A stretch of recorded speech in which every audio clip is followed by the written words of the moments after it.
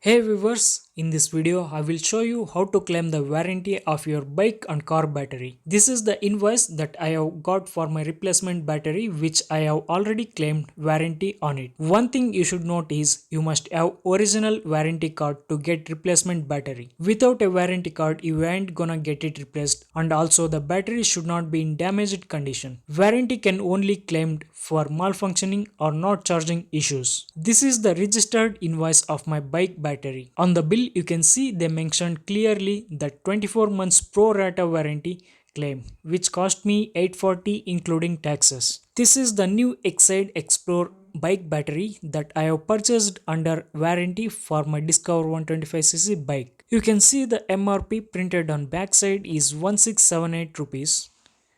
This box containing one battery and two numbers of fasteners. Also, you should not purchase a battery that is stored more than 3 months old. These are the claim periods printed on battery. Let me explain you how it works.